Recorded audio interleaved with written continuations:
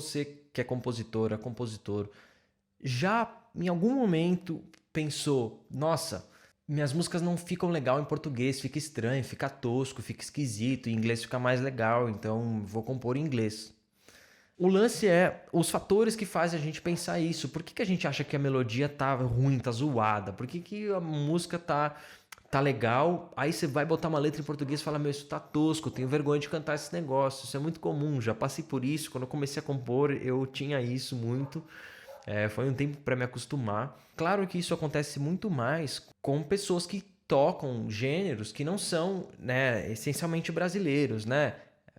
São pessoas que tocam rock ou sei lá, ou indie ou hip hop às vezes, ou alguma coisa assim, ou blues, sei lá. Mas gêneros que são assim, samba, né, não vai ter esse problema. Mas com esses gêneros que são, vamos dizer, importados, a gente às vezes barra nessa questão de fala, meu, eu acho que tá tosco, então acho que eu vou fazer em inglês, né? Quando na verdade é mais difícil compor em inglês, porque nossa língua mãe, no caso, é o português. Então a gente pensa em português, então é muito mais fácil escrever uma ideia que já está na língua que a gente pensa, né? Mas não é aqui o mérito de se a gente deve compor uma língua ou em outra, isso aí tanto faz.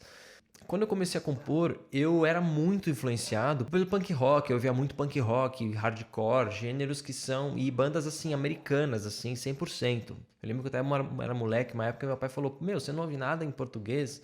Eu demorei para começar a ouvir algumas coisas de música brasileira, assim, e então, na hora de compor, quando a gente vem uma melodia na cabeça, essa melodia, ela tá, ainda que sem letra, no fundo ela tá em inglês. Por quê?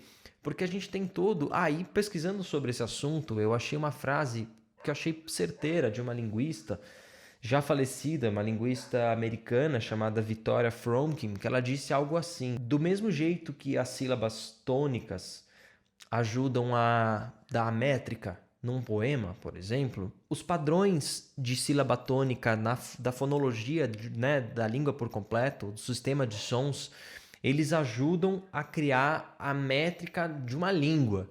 Então toda a língua é como se tivesse meio que uma métrica, né, de como pano de fundo, a partir dessas sílabas tônicas que criam um padrão.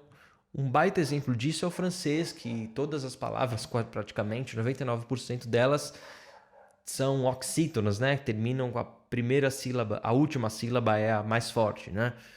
No português isso já é diferente, mas a gente tem bastante oxítona também, por muitas palavras que têm acento no final, tipo café. E no inglês eles têm palavras muito curtas, né? E esse padrão de sílaba tônica é muito diferente do nosso. Então tem essa diferença de sílaba tônica, que a gente costuma acentuar umas sílabas específicas das palavras, a gente tem o nosso padrão e eles têm o deles, além de terem palavras bem curtas na maior parte das vezes, que quando a gente vai trocar por uma em português equivalente, ela nunca é tão curta quanto, por exemplo, need e preciso.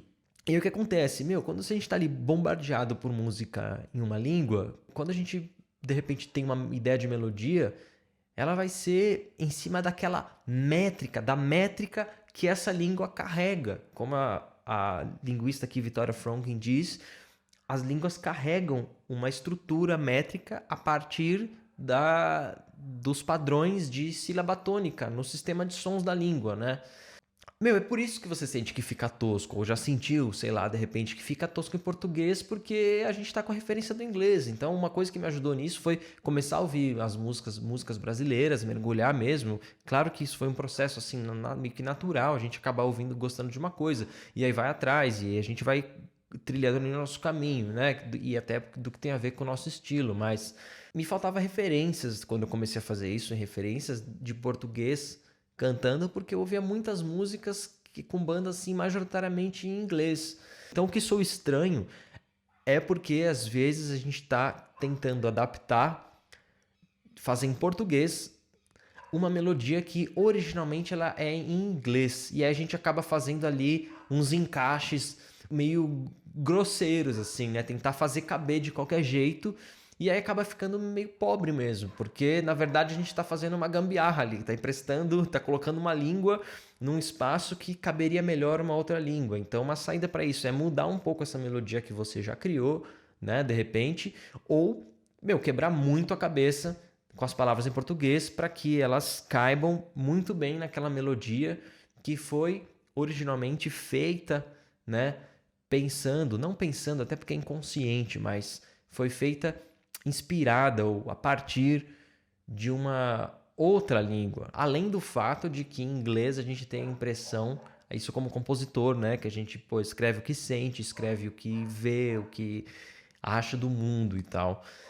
Tem um fator que, em inglês, aqui no Brasil, tem essa sensação de que ninguém está me entendendo tão bem. Então, isso às vezes, para as pessoas que estão começando a compor, isso pode ser confortável, né? Que as pessoas não entendem perfeitamente o que você está falando. Que a partir do momento que você conta ali uma história pessoal pra caramba, de um jeito nítido, todo mundo pode prestar atenção pra caramba, né? E de repente, isso no começo também é uma outra barreira e que ir para o inglês ou para outra língua, né, que no caso o inglês é que a gente é bombardeado direto, pode ser uma saída. Mas eu quero saber de você aí também que compõe, como que é o seu processo? Vamos falar disso, vamos dar a corda para esse assunto que é interessante pra caramba. E eu vi pouca gente falando, embora eu tenha percebido que muitos compositores já passaram por isso, de começar compondo em inglês, ou que ainda compõe em inglês, preferem mesmo compor em inglês. E sempre teve esse padrão em comum que eu reparei, que são pessoas, lógico, que compõem em gêneros que são majoritariamente estrangeiros, que não são brasileiros, né? Não são nascidos aqui. Então a gente acaba ficando influenciado pelo esse padrão métrico que a língua inglesa tem.